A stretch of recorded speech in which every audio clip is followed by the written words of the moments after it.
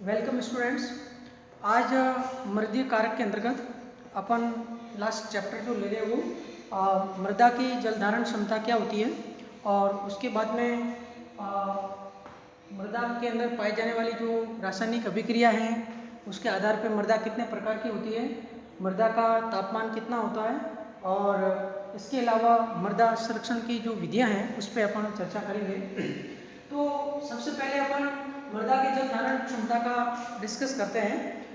जैसे soil water holding capacity कहते हैं। इससे पहले अपन ने सॉइल का टेक्सचर, सॉइल के अंदर कितने प्रकार के जल पाए जाते हैं, इन सभी का अध्ययन किया है और मृदा कितने प्रकार की होती है। ये जो आपके सिलेबस में प्रैक्टिकल में वाटर होल्डिंग कैपेसिटी का एक्सपेरिमेंट आता है, जैसा अपन जानते हैं कि सबसे जो बेस्ट सॉइल होता है प्लांट ग्रोथ के लिए, जो लॉन्ग सॉइल यानी दोमट मिट्टी होता है, और दोमट मिट्टी जो होता है वो नदियों के द्वारा जो बहाई गई मृदा जो होती है वहाँ पे इस प्रकार की मृदा पाई जाती है और ये एग्रीकल्चर क्रॉप के लिए सबसे बेस्ट मानी जाती है। तो अपन सबसे पहले मृदा की जल धारण क्षमता कहेंगे किसे, उसको अपन डेफिनेशन लेते हैं कि अवशुष्क मृदा के कणों द्वारा गुरुत्व के विपरीत धारण की गई प्रतिशत मात्रा, और ये कब ज्ञात की जाती है, जब मृदा को संतृप्त अवस्था में रखा जाए, अर्थात अवन ड्राई सॉइल जो होती है, सॉइल में से ऑलरेडी जो मॉइस्चर होता है उसको अवन ड्राई करने के बाद हटाया जाता है और ऐसी मृदा जो होती है उसको अपन सैचुरेटेड कंडीशन के अंदर यानी एक बैटरी प्लेट के अंदर जो वाटर रख करके उसमें उसको पोर्ट को डुबाया जाता है, तो ग्रेविटी के अगेंस्ट के अंदर, गुरुत्व के विपरीत जो है वो अवन ड्राई सॉइल है वो कितना वाटर होल्ड करती है, उसकी प्रतिशत मात्रा, हमेशा वाटर होल्डिंग कैपेसिटी है वो परसेंटेज में होती है, तो उसे अपन मृदा की जल धारण क्षमता कहते हैं। अब अपन इसे प्रैक्टिकल में कैसे करते हैं, इसके लिए जो एक्सपेरिमेंट के लिए अपन को कुछ सामग्री की आवश्यकता होती है। एक तो मेटल बॉक्स चाहिए जिसमें टीन का बॉक्स चाहिए और जो कि 5 सेंटीमीटर चौड़ा हो और 6-7 सेंटीमीटर की हाइट का हो, उसका निश्चित माप का एक टीन बॉक्स होना चाहिए। और इसके अलावा अपने पास सॉइल सैंपल है, जहाँ से भी अपन सॉइल लेके आते हैं अलग अलग लोकेलिटी की, उसकी वाटर होल्डिंग कैपेसिटी आप फाइंड आउट कर सकते हो। तो जो सॉइल जनरली जहाँ से सॉइल सैंपल लाते हैं वो ड्राई सॉइल होनी चाहिए, लेकिन उसको भी वाटर होल्डिंग कैपेसिटी निकालने से पहले उसको ओवन में ड्राई करते हैं। तो जो सॉइल सैंपल अपने पास हैं उसको सबसे पहले ओवन के अंदर 105 डिग्री सेंटीग्रेड तापमान पे ओवरनाइट उसको ड्राई किया जाता है और ऐसी जो ओवन ड्राई सॉइल जो होती है उसको फिर सैचुरेटेड कंडीशन में उसको प्लेस किया जाता है। इसके अलावा आपको फिल्टर पेपर की जरूरत पड़ेगी और वेइंग मशीन की जरूरत पड़ेगी, ओवन की जरूरत पड़ेगी, बैटरी प्लेट और सॉइल सैंपल, ये सारी आवश्यक वस्तुएं हैं। तो सबसे पहले अपन को जो एक निश्चित आकार का जो टीन बॉक्स है उसका जो पेंदा होता है बॉटम, उसको कील से और हथौड़ी की सहायता से उसको परफोरेट किया जाता है, छिद्रित किया जाता है। इसके बाद में उस पेंदे के आकार का एक फिल्टर पेपर जो है वो अपन उसमें काट करके उसके पेंदे में अंदर रखते हैं, लेकिन उस फिल्टर पेपर का अपन को वेट लेना पड़ेगा। जो खाली टीन बॉक्स है उसका वेट लेना है W1। इसके बाद में जो ड्राई फिल्टर पेपर है जो उसके आकार का जो अपने काटा है उसका भी वेट लेना पड़ेगा। इसके बाद में ये 2 वेट हो गए।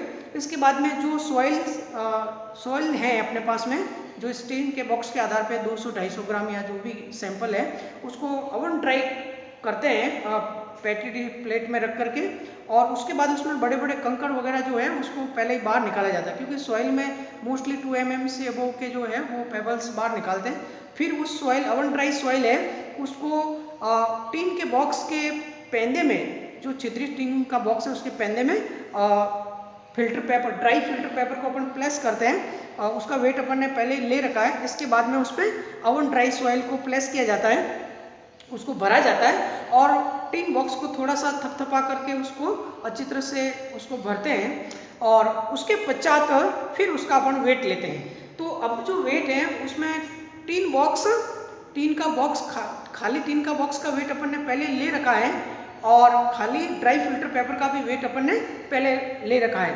तो अब ये टीन बॉक्स, फिल्टर पेपर और ओवन ड्राई सॉइल, ये तीनों साथ में है, उसका अपन को वेट लेना है और उसमें से जो पहले खाली टीन का बॉक्स और ड्राई फिल्टर पेपर है उसका वेट जोड़ करके इसमें से टोटल में से माइनस करना है। तो यहाँ अपने पास में ड्राई सॉइल का वेट अपने पास आ जाएगा।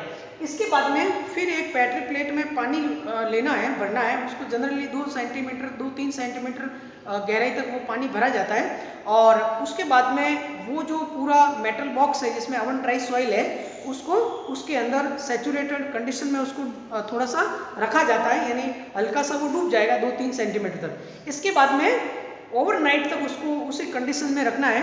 तो यहाँ पे अवन ड्राई सॉइल है, उसके सॉइल के पार्टिकल से वो ग्रेविटी के अगेंस्ट में वाटर को एब्जॉर्ब करेंगे और एब्जॉर्ब करने के बाद पूरी रात भर के बाद वो मिट्टी गीली हो जाती है।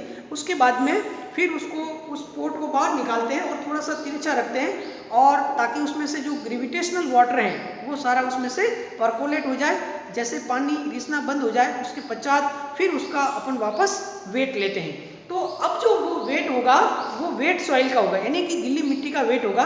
लेकिन इसमें आपको जो टीन के बॉक्स का वेट है वो अपने पास ऑलरेडी है, लेकिन जो फिल्टर पेपर जो पहले ड्राई था वो अब गीला हो गया है। इसलिए आप ऑलरेडी जो है वो जो सूखा फिल्टर पेपर है उसके आकार का एक और फिल्टर पेपर पहले से ही काट के तैयार रखें और उसको पानी में गीला करके निथारने के बाद में उसका वेट ले लें। तो वो वेट अब यहाँ पे उस माइनस करने में काम आ जाएगा। तो अब जो जैसे पोट को बाहर रखोगे निथर जाए, इसके बाद में टीन बॉक्स और गीले फिल्टर पेपर का अलग से वेट करके दोनों को जोड़ना है और फिर उस टोटल के वेट में से माइनस करना है। तो वो आ जाएगा गिल्ली मिट्टी का वेट आ जाएगा। अब गिल्ली मिट्टी जो है, गिल्ली मृदा जो है, वेट सॉइल है, उसमें फिर आपको ड्राई सॉइल जो है उसका भाग देना है। जो ग्राम में जितना आ रहा है उसका भाग देना है और उसके बाद उसको 100 से मल्टीप्लाई करना है। तो वो जो प्रतिशत आएगा वो मृदा की प्रतिशत जल धारण क्षमता होती है। तो ये अलग अलग उसको जितने भी वेट है उसको W1 W2 ऐसे W8 तक इसको देते हैं और उसके बाद एक कैलकुलेशन है, उसको करने के बाद उसकी जल धारण क्षमता आप निकाल सकते हो। 24 एक दिन का उसमें 1 या 2 दिन का समय लगता है। तो ये आपके प्रैक्टिकल के अंदर है ही है और उसको एग्जाम में भी देते हैं और ये आपको इसके बारे में बताया गया है। नेक्स्ट अपन बात करते हैं सॉइल रिएक्शंस की।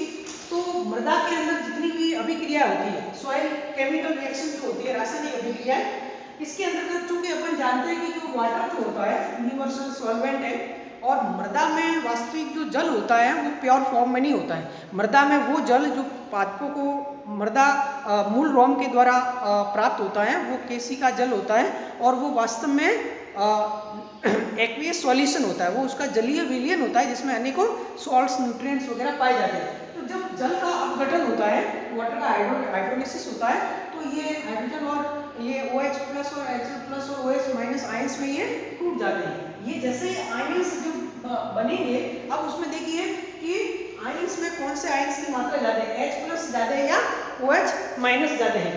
तो जब अपन बात करते हैं कि अगर OH माइनस आयन से अगर इसकी कंसंट्रेशन हाई है तो pH है वो 7 से अबव होगा। तो उस कंडीशन में सॉइल एल्कलाइन सॉइल कहलाएगी, इसमें अपन क्षारीय मृदा कहते हैं। ये मृदा ज़्यादातर शुष्क या रेगिस्तानी भागों में जहाँ कम बारिश होती है वहाँ पे ये पाई जाती है। इसके अगेंस्ट में अगर H प्लस आयंस की मात्रा ज़्यादा है कंसंट्रेशन, तो वो एसिडिक सॉइल होगी, इसका pH 7 से कम होगा, वो एसिडिक सॉइल कहलाएगी। और एसिडिक सॉइल ज़्यादातर जहाँ जिम्नोस्पर्म या हाई एल्टीट्यूड जैसी जगह है, डिकम्पोजिशन स्लो होता है, ऐसे में एसिडिक सॉइल पाई जाती है। और अगर मान लो दोनों का कंसंट्रेशन इक्वल है एक्वियस सॉल्यूशन में, तो उसका pH है वो 7 होगा। pH 7 का मतलब वो न्यूट्रल सॉइल कहलाएगी। और इस सभी को, ये भी तुम्हारे सिलेबस में प्रैक्टिकल है, pH सॉइल का pH कैसे ज्ञात करते हैं और उसके अंतर्गत जो सॉइल है उसका सॉल्यूशन बनाते हैं और ओवरनाइट रखते हैं और इसके पश्चात उस सॉल्यूशन जो सॉइल का सॉल्यूशन ओवरनाइट है उनको फिल्टर पेपर से छानने के बाद में उसको एक बीकर में लेते हैं और इसके बाद में अपन pH पेपर जो pH मीटर जो होता है उसके द्वारा बफर के द्वारा उसको बैलेंस करने के बाद उसका pH ज्ञात करते हैं। तो pH मीटर के द्वारा pH आपको एक तो ज्ञात करना होता है, वो एक्यूरेट pH आता है। दूसरा एक तरीका pH स्ट्रिप पेपर होता है, एक पेपर स्ट्रिप होती है और वो एक्वियस सॉल्यूशन के अंदर वो पेपर स्ट्रिप जब डुबोते हैं तो उसमें अलग अलग कलर आते हैं और वो फिर उसके ऊपर जो कलर होता है उससे मैच करना होता है, तो वो pH स्ट्रिप पेपर से निकाल देते हैं। और एक और होता है यूनिवर्सल इंडिकेटर। उसके अंदर एक सिरामिक टाइल होती है, सिरामिक टाइल वाइट कलर की, उसके ऊपर एक बूंद जो सॉइल सॉल्यूशन जो है वो आप उसकी बूंद डालो, ऊपर से गिरानी है और उसके बाद में एक यूनिवर्सल इंडिकेटर की बूंद ऊपर गिराओगे तो उसमें जो कलर आएगा उसको यूनिवर्सल इंडिकेटर की जो बॉटल है उसके ऊपर अलग अलग कलर दिखा है, उससे मैच करके आप उसको पीएच निकालना है। तो ये सॉइल का पीएच पहले इसके पेपर या यूनिवर्सल इंडिकेटर और इसके बाद कंफर्म करने के लिए दूसरा टेस्ट करोगे पीएच मीटर के द्वारा। तो ये भी कार्य आना चाहिए, उससे अपन पीएच फाइंड आउट कर सकते हैं। तो सॉइल के अंदर पीएच अगर 700 न्यूट्रल सॉइल होती है और पीएच 7 है या 7 से अबव है तो एल्कलाइन और डाउन है तो एसिडिक होती है। अब बात ये आती है कि भाई किस प्रकार के पीएच वाली सॉइल है वो प्लांट के ग्रोथ के लिए सबसे बेस्ट मानी जाती है। तो वो पीएच होता है 5.5 से 6.5, 5.5 से 6.5 का पीएच होता है, यानी कि हल्का सा जो एसिडिक होता है वो सबसे बेस्ट सॉइल है वो मानी जाती है। तो ये सॉइल रिएक्शंस में जो सॉइल का अलग अलग पीएच है वो कैसे लेते हैं और किस प्रकार की मृदा होती है और एसिडिक सॉइल जो है वो कहाँ पाई जाती है, किन प्रदेश में, और अल्कलाइन सॉइल है वो किस प्रकार की होती है। अब अपन जब एक बात करते हैं सॉइल टेम्परेचर की, कि मृदा के अंदर चूंकि ये जो सॉइल केमिकल रिएक्शंस होती है वो डायरेक्ट टेम्परेचर से लिंक होती है और सॉइल का टेम्परेचर जो होता है प्लांट के रूट की ग्रोथ के लिए सबसे बेस्ट टेम्परेचर 20 to 30 डिग्री है। 20 से 30 डिग्री सेंटीग्रेड जो तापमान है वो सबसे बेस्ट रहता है। लेकिन अगर जाड़ों के अंदर मतलब विंटर के अंदर या हाई एल्टीट्यूड पे जब टेम्परेचर बहुत नीचे चला जाता है, जहाँ पे हाई एल्टीट्यूड में जहाँ स्नोफॉल होता है और वहाँ पे वाटर है वो आइस के रूप में आ जाता है, क्रिस्टल के रूप में आ जाता है और उस कंडीशन में वाटर क्रिस्टल के रूप में आता है जिससे सॉइल के अंदर जो माइक्रोबियल एक्शन है वो लगभग स्टॉप हो जाता है। तो उस कंडीशन में वो पानी मृदा में उपस्थित होने के बाद भी, चूंकि वो क्रिस्टल के रूप में है तो मृदा में सफिशिएंट अमाउंट ऑफ वाटर होने के बावजूद भी पादप को नहीं मिलता है।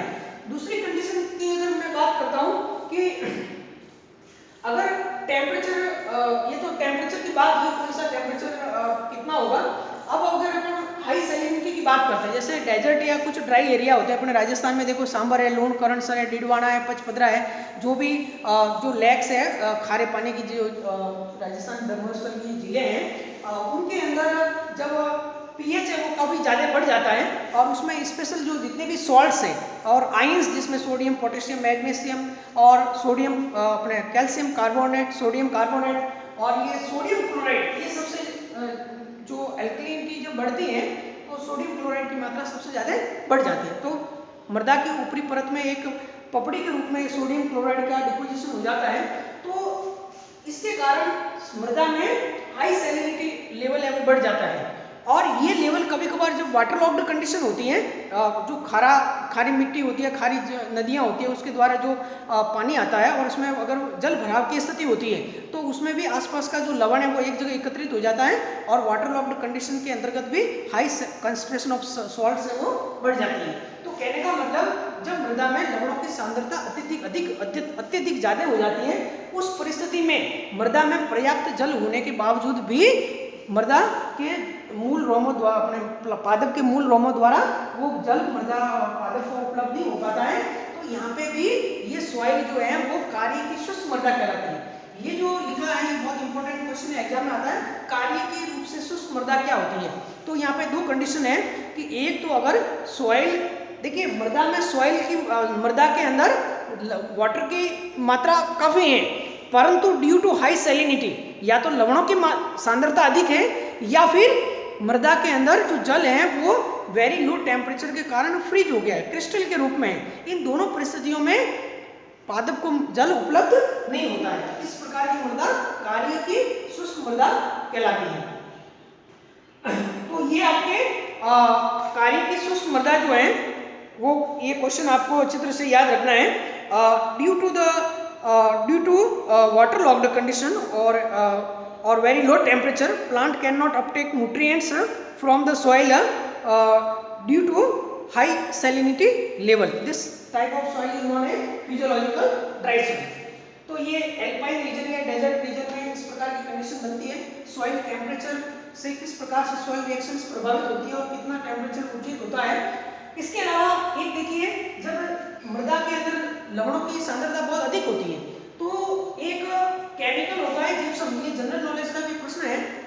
सरकार जो है वो अलग अलग कम रेट पे किसानों को जिप्सम जो सारी भूमि है उसके उदाहरण के लिए जिप्सम के प्रयोग की सलाह देती है। तो ये जिप्सम जो होता है अगर इसका रेगुलर प्रयोग किया जाए तो शारीरिकता की जो अधिक लवण है सोडियम क्लोराइड उसकी मात्रा को कम किया जा सकता है, तो उसका प्रयोग उसमें किया जाता है। अब बात आती है कि ऐसे जो पादप जो वेरी हाई सॉल्ट कंसंट्रेशन जो एरिया है, जैसे अपने राजस्थान में जो ये झीलों वाले प्रदेश है, इसके अलावा जैसे लोनी का बेसिन है जहाँ पे सॉल्ट कंसंट्रेशन बहुत ज़्यादा है, खारी नदियाँ हैं, उनके बेसिन में जितने भी प्लांट ग्रो करते हैं उनको अपन लवणोद्भिद कहते हैं, हेलोफाइट कहते हैं। और आपके एग्जाम में क्वेश्चन आता है जनरली ये पार्ट में जिसमें पूछा जाता है कि राजस्थान में पाए जाने वाले कोई 2 लवणोद्भिद पादपों के नाम लिखिए, वनस्पतिक नाम लिखने होंगे। तो उसमें कुछ नाम जो है जिसमें एक तो आपको सालसोला याद रखना है, सालसोला फोएटिडा, सालसोला फोएटिडा जो स्पीशीज समझ याद रखना है, सालसोला फोएटिडा। और दूसरा जो है वो सुएडा फ्रूटिकोसा है, सुएडा फ्रूटिकोसा। इसके अलावा सेलिकॉर्निया है, सेलिकॉर्निया, हेलोजाइलम है और टेमेरिक्स है।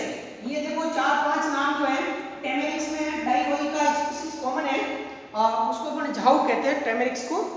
और हेलोजाइलम जो ज्यादातर सॉल्टी एरिया झील वाला वहाँ सेलिकॉर्निया होता है, और सालसोला फोएटिडा और सुएडा फ्रूटिकोसा ये कॉमन है। तो इनमें से कोई भी 2-3 आपको याद रखने जो लवणोद्भिद के रूप में है।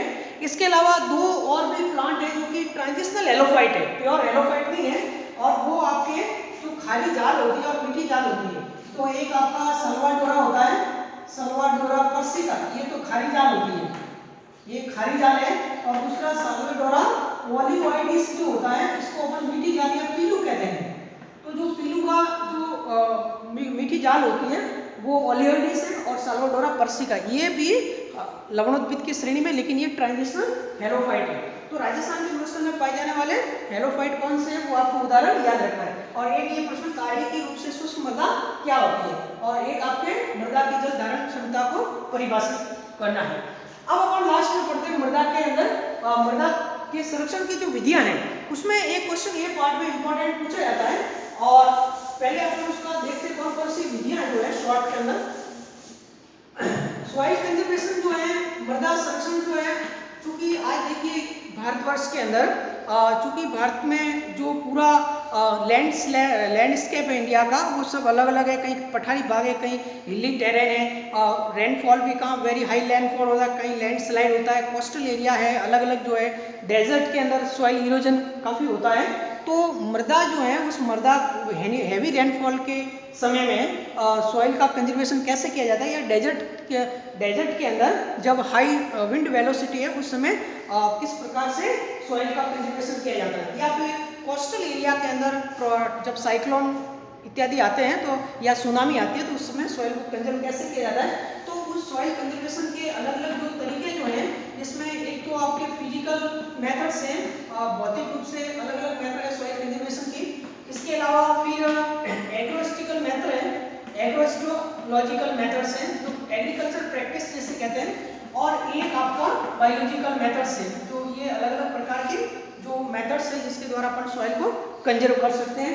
जैसे कि मान लो कोस्टल एरिया है तो वहाँ पे मैंग्रोव वेजिटेशन का अगर एरिया ज़्यादा है तो ऑलरेडी वहाँ पे साइक्लोन या सुनामी का जो इफेक्ट है वो बहुत ही कम होता है। इसी प्रकार से जैसे कि डेजर्ट की अगर अपन बात करते हैं, राजस्थान के थार डेजर्ट में तो खिजड़ी का जो ट्री होता है अगर उसकी डेंसिटी ज़्यादा है, या कुछ जो सैंड बाइंडर है जिसमें कैलोट्रोपिस है, क्रोटलेरिया बरिया है, कुछ ऐसे प्लांट है वो भी सैंड को बाइंड करते हैं और उनके सैंड के जो इरोजन हो रहा है उसको रोकने में सहायक होती है। फिजिकल मेथड्स के अंदर अनेकों मेथड्स है, जिसमें अगर टाइम पे अगर गर्मी के समय में अगर खेत को अपन जोतते हैं तो उस समय उसके अंदर सॉइल है वो बिल्कुल ही ड्राई हो जाती है और उसको अपन कंजर्व कर सकते हैं। और इस प्रकार से अलग अलग प्रैक्टिस है, एग्रीकल्चरल जो प्रैक्टिस है जिसके अंदर जैसे गुल्ली इरोजन, जहाँ हाई एरिया है, हिलॉक टेरेन है, वहाँ पे गुल्ली इरोजन अलग अलग जो स्ट्रिप फार्मिंग और इस टाइप से की जाती है।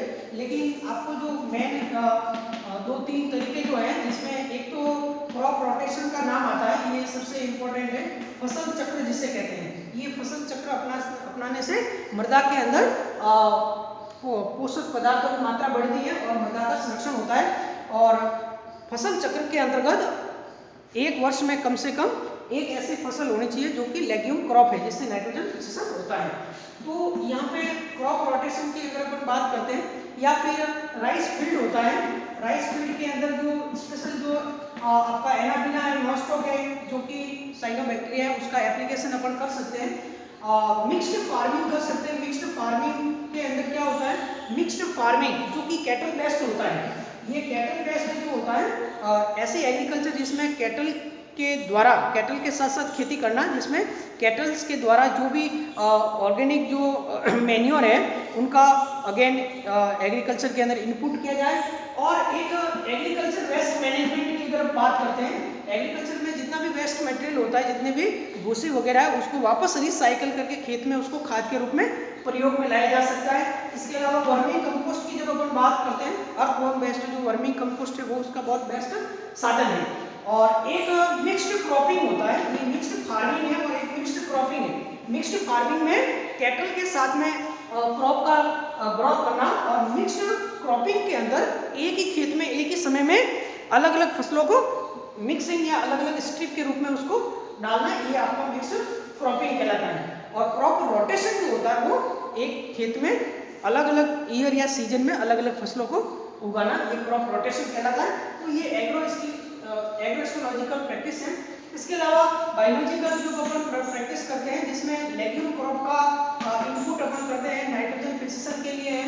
और इसके अलावा एक जो इम्पोर्टेंट जो आपके एग्जाम में क्वेश्चन आता है सेंटर बेल्ट का, ये जो सेंटर बेल्ट्स होते हैं ये क्या होता है, उसको सेंटर बेल्ट इसको विंड ब्रेक भी कहते हैं।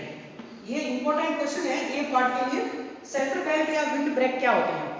ये ज्यादातर जो भी खेत होता है फार्म लैंड, उसके चारों तरफ जो है, जैसे ये खेत है और ये मान लो डेजर्ट एरिया है, सबसे ज्यादा जो विंड का इफेक्ट होता है, सॉइल इरोजन के अंदर विंड का इफेक्ट बहुत ज्यादा होता है साइक्लोन के समय या सुनामी के समय।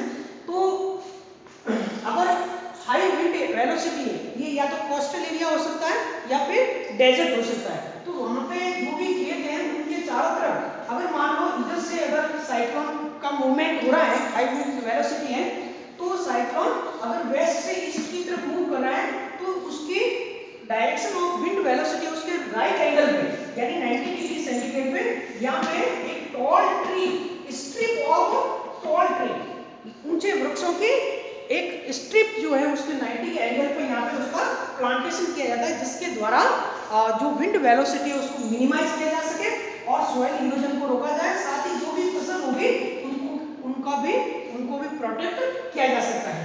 तो ये जो चूंकि ये शेल्टर भी देते हैं उस फसल के लिए, सॉइल के लिए एक शेल्टर बेल्ट के रूप में, तो उनको विंड को ब्रेक करते हैं, उसकी वेलोसिटी को रोकते हैं, इसलिए उसको विंड ब्रेक कहते हैं।